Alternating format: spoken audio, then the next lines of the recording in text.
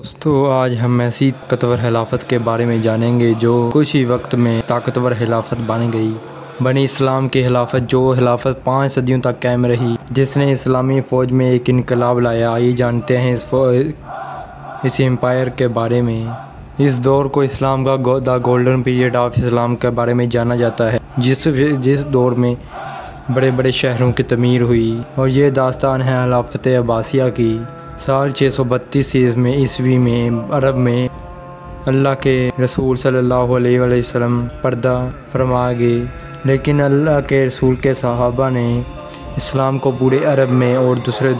علاقوں میں پھیلایا اور ایک نئی سلطنت کی نیو رکھی جس کا نام عباسیہ خلافت ہے، اور اسے سلطنت نہیں کہہ سکتے، جس کا نام ہے خلافت راشدہ۔ اور جس وقت خلافت راشدہ بنی تھی اور تب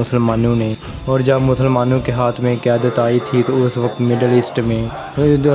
دو سلطنتیں ہوا کرتی تھی۔ پہلی تھی روم کی سلطنت اور دوسری تھی فارس کی سلطنت، لیکن مسلمانوں نے ان دونوں طاقتوں کو شکست دی اور اسلام کا پرچم لہرا دیا۔ حضرت خالد بن ولید، حضرت ابو عبیدہ، حضرت سعد بن وقاص جبال کمانداروں کی قیادت میں مسلمانوں نے ان دونوں سلطنت کو بخوبی آسانی سے جیت لیا۔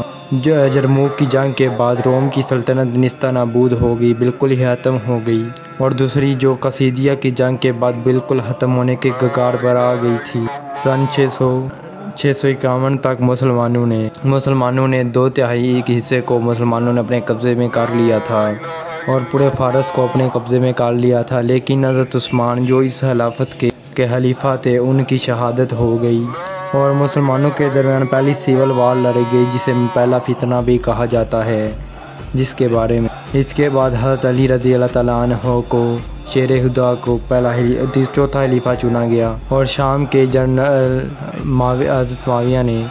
سے جنگ کری تھی، اور تقریباً 5 سال بعد حضرت علی کو بھی شہادت نصیب ہوئی، اور مسجد میں پیچھے سے آ کر ایک شخص نے انہیں شہید کر دیا تھا، اور خلافت راشدہ کی جگہ لی خلافت امیہ نے، اور اس کے پہلے خلیفہ بنے حضرت معاویہ،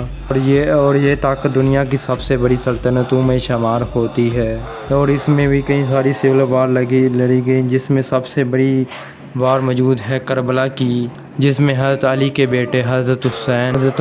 معاویہ کے بیٹے یزید کو خلیفہ ماننے سے انکار کر دیا تھا، کیونکہ یزید ایک شرابی اور زانی انسان تھا، اور حضرت حسین کا عالم اسلام میں مقام بہت اونچا تھا، اور اس کے بعد سن 680 میں